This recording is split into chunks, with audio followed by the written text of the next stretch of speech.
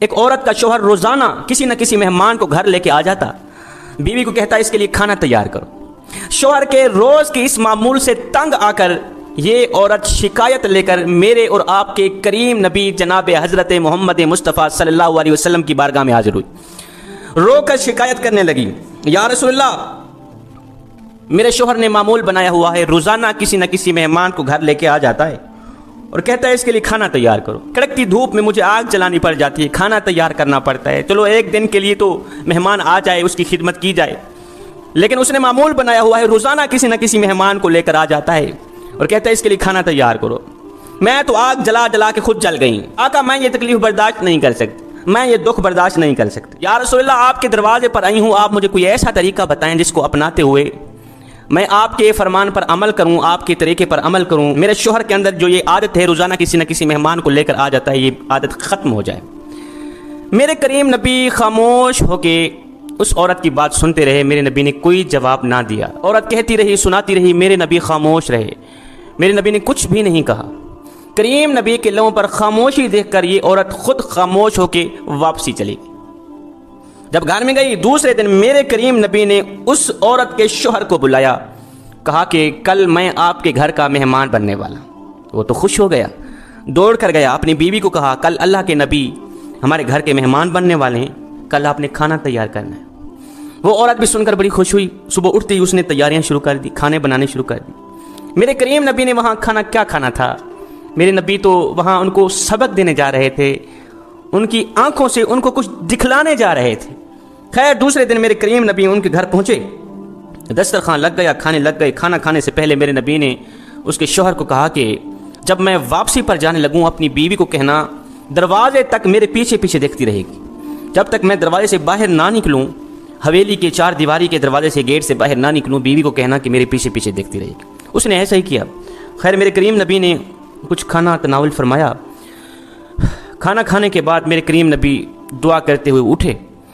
اب یہ عورت میرے نبی کے فرمان پر عمل کرتے ہوئے اس عورت نے میرے نبی کے پیچھے پیچھے دیکھنا شروع کیا۔ دیکھتے ہی یہ عورت بے ہوش ہو گئی، اس کو ایسا منظر نظر آیا کہ تاب نہ لا سکی، برداشت نہ کر سکی، بے ہوش ہو گئی۔ میرے کریم نبی آگے چلے گئے۔ جب اس عورت کو ہوش آئی تو اس کے شوہر نے پوچھا کہ آخر وجہ کیا تھی، کیا تجھے نظر آیا تھا؟ مجھے تو کچھ بھی نظر نہیں آیا، تجھے کون سی ایسی چیزیں نظر آئی کہ تو دیکھ کر بے ہوش ہو گئی؟ اس نے کہا جب میرے نبی کمرے سے باہر نکل کر حویلی کے چار دیواری کے دروازے تک جا رہے تھے تو میں نے دیکھا کہ نبی کے پیچھے سانپ، بچھو، کیڑے مکوڑے اور بھی کافی ساری بلائیں تھیں، نبی کے پیچھے پیچھے جا رہی تھی۔ دوسرے دن یہ دونوں میاں بیوی نبی کی خدمت میں حاضر ہوئے۔ اس عورت نے پوچھا آقا آخر وجہ کیا تھی؟ میرے نبی نے فرمایا میں صرف تمہیں دکھلانے کے لیے گیا تھا کہ مہمان جو گھر میں آتا ہے ایک تو وہ اپنا رزق ساتھ لے کر آتا ہے، وہ تمہارا کچھ بھی نہیں کھا کے جاتا، وہ اپنا رزق ساتھ لے کر آتا ہے۔ دوسری بات یہ ہے کہ جب وہ جاتا ہے تمہاری بلاؤں کو بھی ساتھ لے کے جاتا ہے، تمہارے گناہوں کو بھی ساتھ لے کے جاتا ہے، تمہارے اوپر جو مصیبتیں ہوتی ہیں یا آنے والی ہوتی ہیں ان تمام چیزوں کو ساتھ لے کے جاتا ہے۔ حضرت مولانا جلال الدین رومی رحمۃ اللہ تعالی علیہ یہاں پر فرماتے ہیں اللہ رسول کی رضا کے لیے مخلوق خدا کی خدمت، مخلوق خدا کو مہمانی دینا، ان کی مہمان نوازی کرنا، یہ عمل گناہوں کو اس طرح کھاتا ہے جس طرح آگ لکڑیوں کو کھاتی ہے۔ اس سے بندے کے گناہ جھڑتے ہیں۔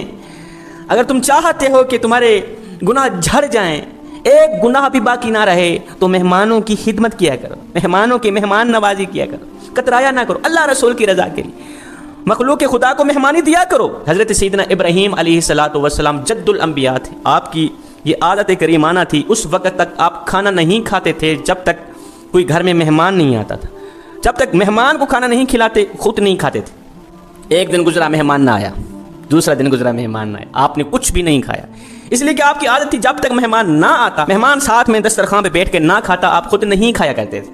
ایک دن گزرا مہمان نہ آیا، آپ نے کچھ نہیں کھایا، دوسرا دن گزرا مہمان نہ آیا، آپ نے کچھ نہیں کھایا، جب تیسرا دن گزرا پیٹ روٹی مانگنے لگا، بھوک ستانے لگی۔ اللہ کے نبی حضرت سیدنا ابراہیم علیہ السلام گھر سے باہر نکلے، جاؤں کسی کو لے کر آؤں، اس کو بھی کھلاؤں خود بھی کھاؤں۔ باہر نکلے دیکھا ایک بوڑھا شخص آ رہا تھا، 70-80 سال عمر کا تھا، بھاگ کر گئے، بھوک لگی ہوئی ہے، کھانا کھانا ہے؟ اس نے کہا جی کھانا ہے۔ اس کو لے کر آئے، دسترخوان میں بٹھا دیا، چلو جی شروع کرو۔ اس نے روٹی اٹھائی، کھانے لگا۔ اللہ کے نبی نے فرمایا رکھ دے روٹی، رکھ دے۔ اس نے رکھ دی۔ کیا ہوا؟ تو نے بسم اللہ کیوں نہیں پڑھی؟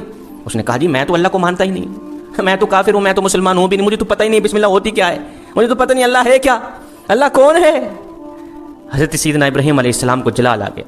ابراہیم علیہ السلام نے فرمایا پھر اٹھ کے دفع ہو جا، میں تجھے کھانا نہیں کھلاتا، دفع ہو جا، اگر تو اللہ کو نہیں مانتا، بسم اللہ نہیں پڑھتا، دفع ہو جا، میں تجھے کھانا نہیں کھلاتا۔ وہ یہاں سے اٹھ کے چلا گیا۔ ادھر سے یہ مہمان اٹھ کے گیا، ادھر سے حضرت جبریل علیہ السلام حاضر ہوئے۔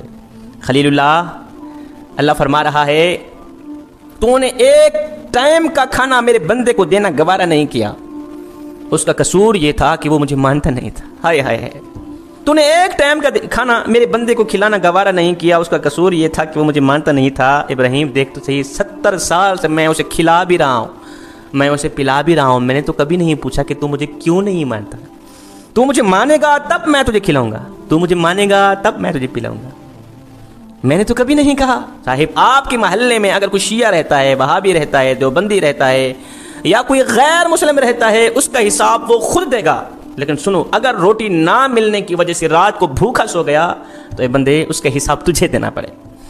تو فرمایا میرے نبی نے جو مہمان آتا ہے، مہمان کی مہمان نوازی، اس کی خدمت انسان کے گناہوں کو جلا کر راکھ کر دیتی۔